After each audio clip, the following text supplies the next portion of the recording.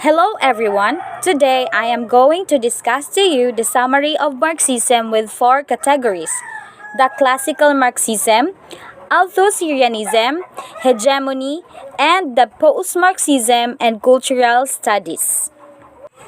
Marxism is a difficult and contentious body of work, but it is also more than this. It is a body of revolutionary theory with the purpose of changing the world. As what Marx famously said, the philosophers have only interpreted the world in various specific ways. Classical Marxism. Marxist approach to culture is analyzed in relation to their historical conditions of productions.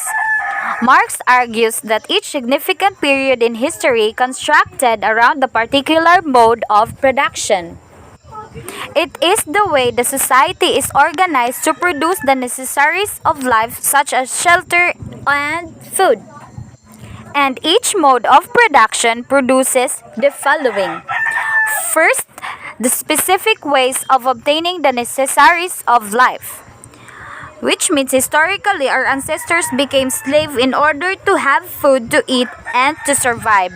Second is the specific social relationships between workers and those who control the mode of production.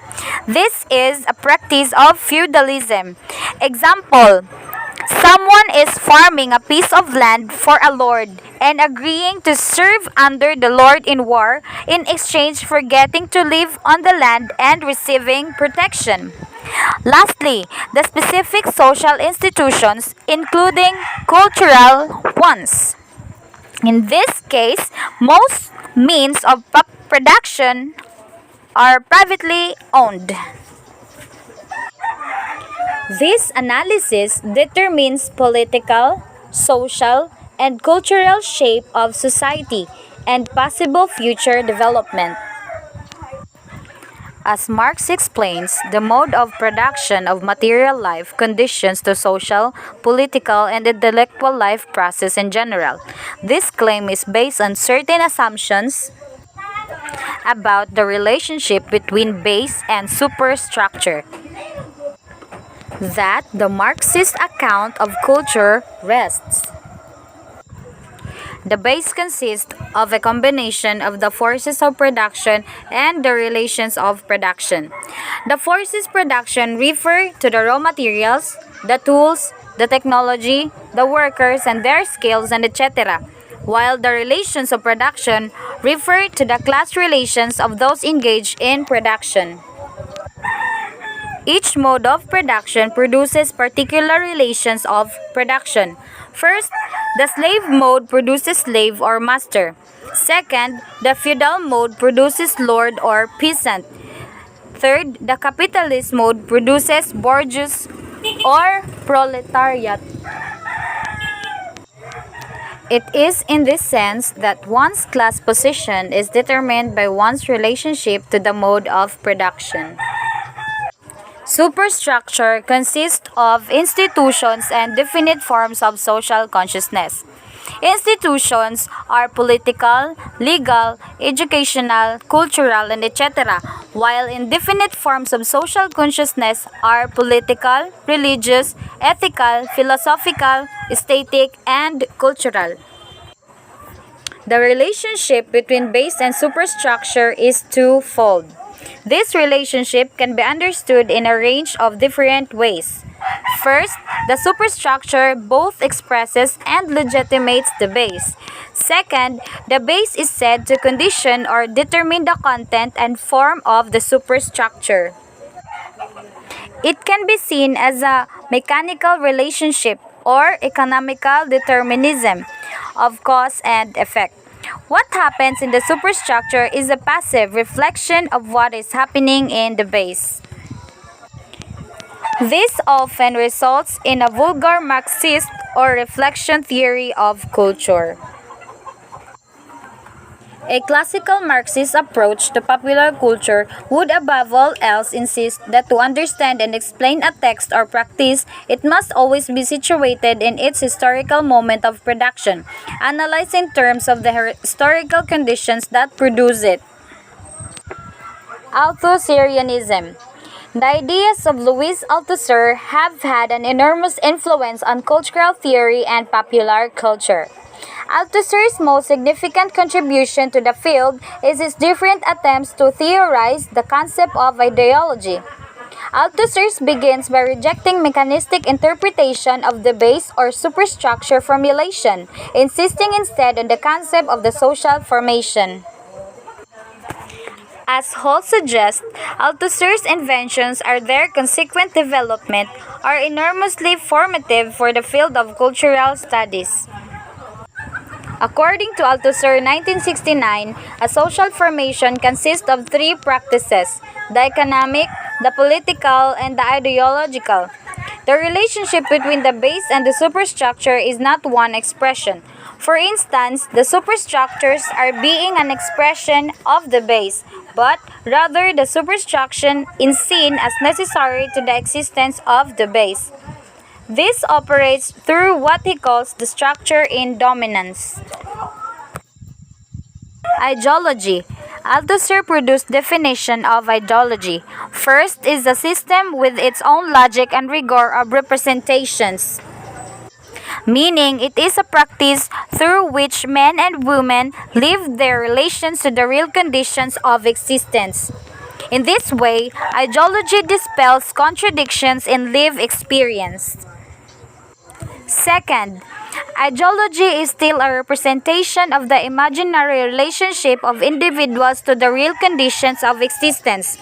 According to these definitions, all ideology has the function of constructing individuals as subjects and are produced by acts of hailing or interpellation.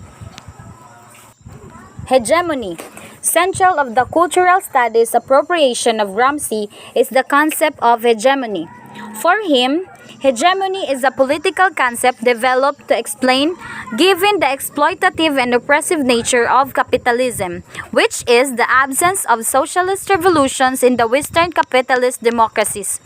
The concept of hegemony is used by Gramsci 2009 to refer to a condition in process in which a dominant class does not merely rule society but leads it through the exercise of intellectual and moral leadership.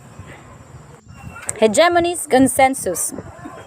Hegemony involves a specific kind of consensus. First, a social group seeks to present its own particular interest as the general interest of the society as a whole. Second, a society in which subordinate groups and classes appear to actively support and subscribe to values, ideals, objectives, culturals, and political meanings. The concept is used to suggest to a society in which, despite the oppression and exploitation, there is a high degree of consensus. Capitalism's hegemony is the result of profound political, social, cultural, and economic changes that have taken place over a period of at least 300 years. Although hegemony implies a society with a high degree of consensus, it should not be understood to refer to a society in which all conflict has been removed. What the concept meant to suggest is a society in which conflict is contained and channeled into ideologically safe harbors. That is, hegemony is maintained and must be continually maintained.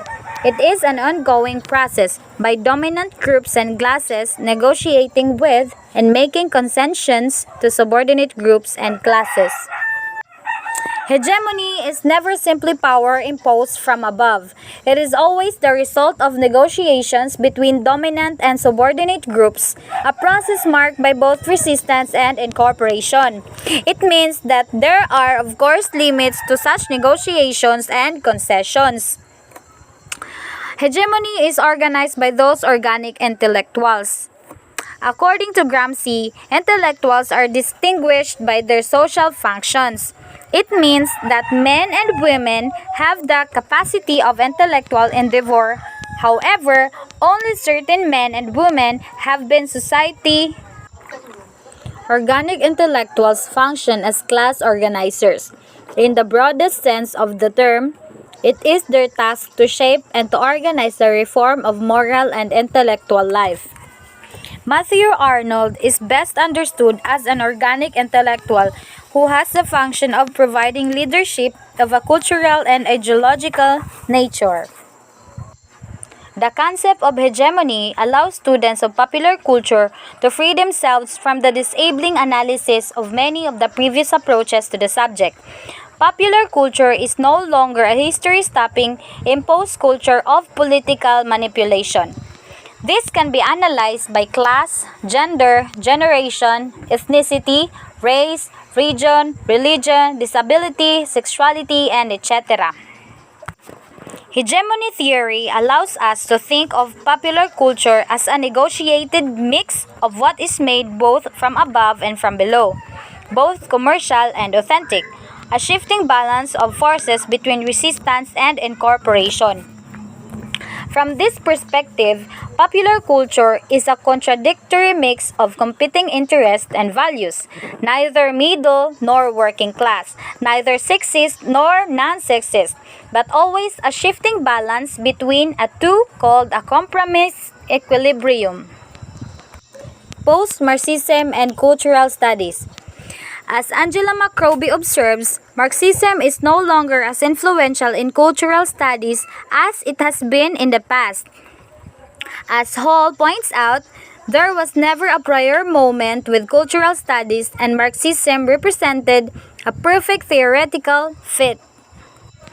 According to Hall, from the very beginning, there was always already question of the great inadequacies theoretically and politically in which Marx did not talk about or seem to understand, which were our privileged object of study: the culture, ideology, language, and symbolic.